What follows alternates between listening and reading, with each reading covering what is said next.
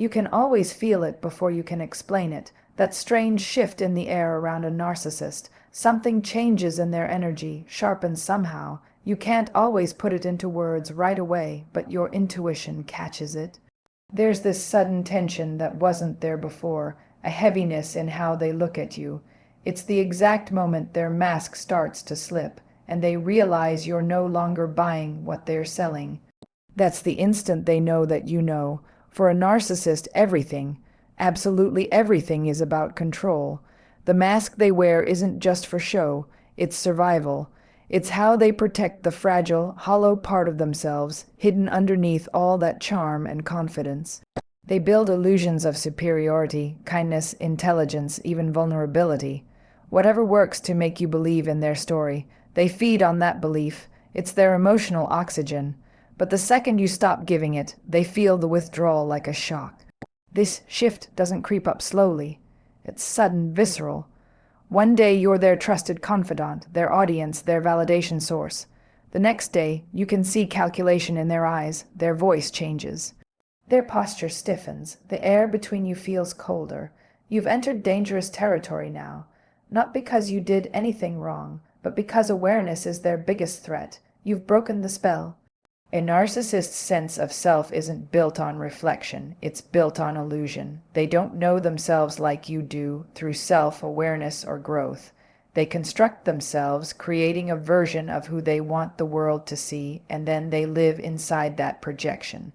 So when you start seeing the cracks, when you stop reacting the way you used to, they feel it instantly. They sense that the reflection they relied on in your eyes has changed, that the version of themselves they worked so hard to project is falling apart. And that's intolerable for them. That's when the energy shift becomes unmistakable. They might suddenly turn cold, distant, detached, or they'll swing the other way. Love-bombing, flattering, performing even harder to pull you back in. But this time it feels off. The charm sounds mechanical, the warmth forced. You can feel the effort behind it, like an actor trying to hide that he's forgotten his lines. That's your first real clue. When their presence feels studied, their words rehearsed, and their eyes seem to be watching instead of connecting. That's not indifference you're sensing. It's fear. Fear hiding behind irritation, arrogance, or calm detachment. Because when you see them clearly, they lose their greatest weapon, confusion. Narcissistic control thrives in confusion. They keep you doubting yourself second, guessing what's real. But once clarity sets in, the whole game changes. You can't be controlled by someone whose tricks you can see coming, and they know it. They notice when you stop engaging like before, when you're no longer explaining yourself, defending, or overreacting.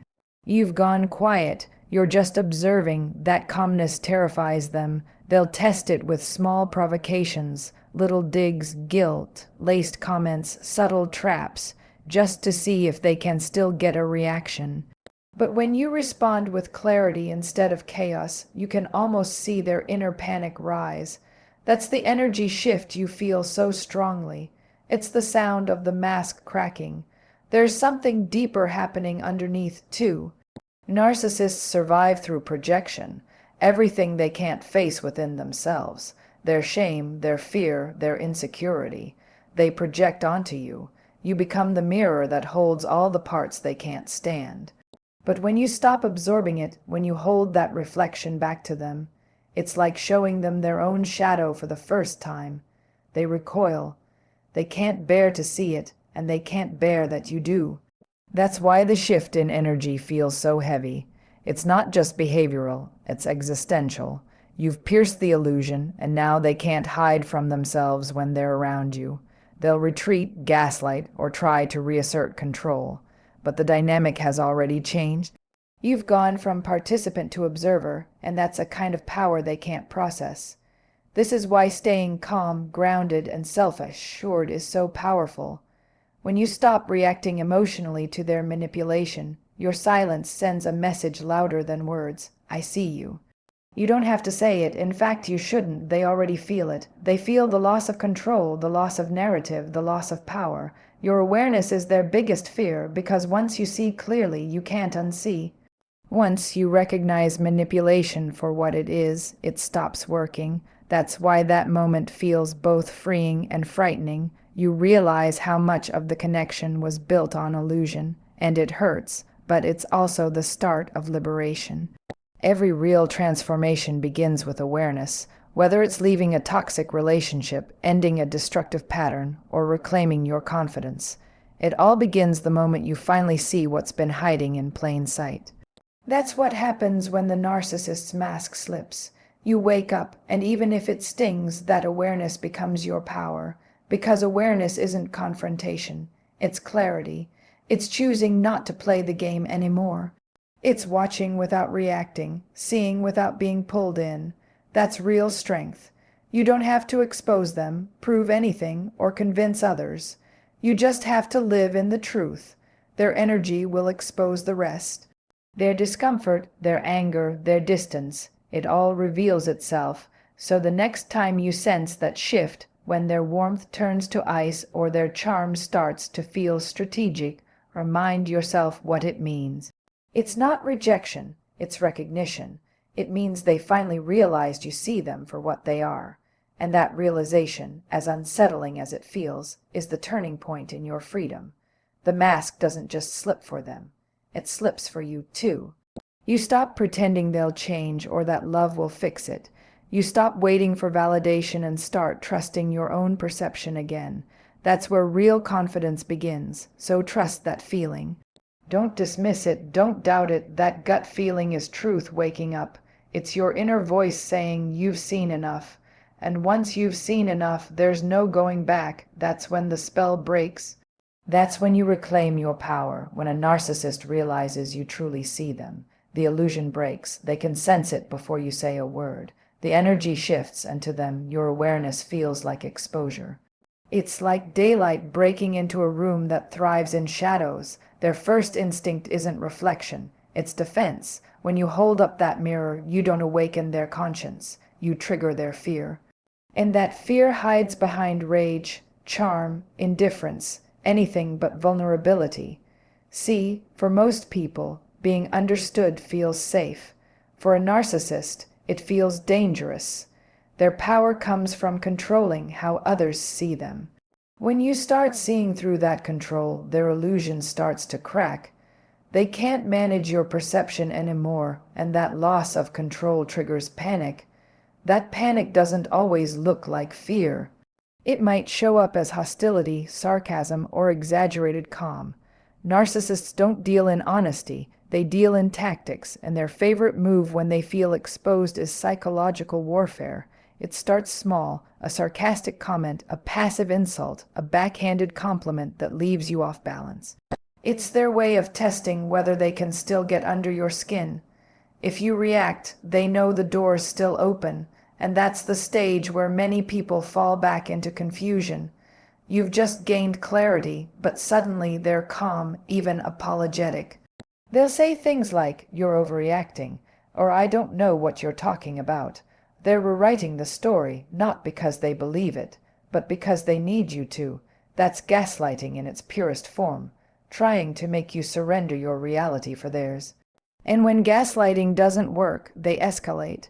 They'll start accusing you of the very things they've done, lying, manipulating, or playing games.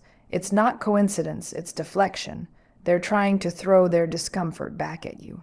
Their accusations always reveal more about them than they realize, and when you try to defend yourself, you step right back into their trap. They're not after resolution, they're after reaction.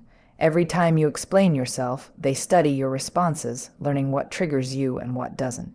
That's the data they weaponize later, so when you sense them baiting you, the most powerful thing you can do is stay composed. Don't fight their chaos with chaos. When you remain calm, you take away their emotional oxygen.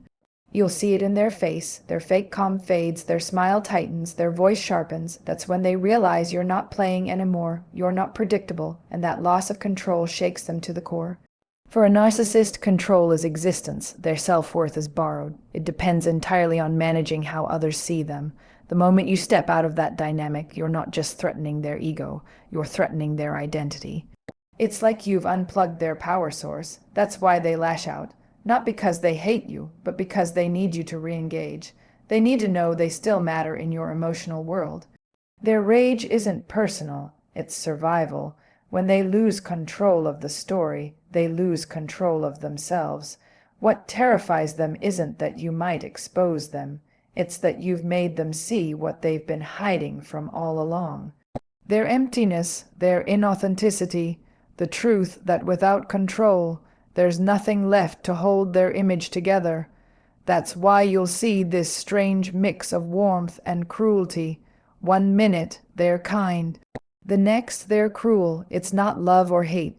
It's strategy. They're trying to see which version still works on you, but when none of it does, when you stay calm and detached, they start to unravel. You're no longer a reflection, you're a reality check. You might feel both empowered and sad. Empowered because you finally see the truth, and sad because you realize the connection was never built on mutual respect. It was built on illusion, but that sadness is part of your healing. You realize this was never about your worth. It was about their need for control. The moment you stop feeding that need, the illusion dies. So when a narcissist suddenly goes quiet, the messages stop, the calls fade. It can feel peaceful at first. But it's not peace, it's strategy. Their silence isn't surrender, it's surveillance. They're stepping back, not to let go, but to study, watching what you do without them, testing whether you'll still orbit their gravity. Their silence is never empty. It's loaded with calculation. They're checking if their absence still controls you. This is where most people get caught again, mistaking silence for reflection, thinking maybe they've changed. But narcissists don't retreat to reflect. They retreat to regroup. They're replaying every moment, figuring out where their control slipped, planning their next move. But here's the beauty. You also gain something in that quiet. You start seeing things clearly for the first time. Without their noise, you finally hear yourself again. You start realizing the truth of what this relationship really was. And that clarity, painful as it is, becomes your freedom. They feel that shift even from afar. Your calm unnerves them. Silence for them is unsustainable. They need your reaction. But when your energy stays grounded, they feel their power slipping. That's when everything flips. Their silence was meant to punish you, but it becomes your liberation. You start recognizing how fragile their so-called confidence really was. Because underneath it all, narcissists are deeply dependent. They can't survive without validation. Your indifference feels like annihilation to their ego. When you stop reacting, when you stop performing the emotional dance, their story falls apart. You stop being a character in their script and return to your own. And that's the essence of your healing. Their silence stops being something to decode. It just becomes proof of who they are. You don't need to analyze it. You just need to live beyond it. And eventually, when they realize they can't pull you back, when they know the mask can't be repaired, you'll witness their collapse. It's not graceful, it's desperate. Their illusion falls apart because you've stopped believing the story. Narcissists live in narratives, not reality. The moment you step out of their script, their identity collapses. They experience what's called a narcissistic injury, a blow to their ego that feels like psychological death. They might explode in rage or sink into self-pity, but it's all about one thing, control. They'll do anything to pull you back in, rewriting history, blaming you, calling you the problem. It's not truth, it's ownership. They need to control the story to feel alive, but that collapse isn't yours to fix. You're not their healer. Your clarity isn't cruelty. It's truth. You didn't destroy them. You just stopped participating in their illusion. And that's your real power, quiet, steady, unshakable, because the moment you stop feeding the illusion, their story ends, and yours finally begins.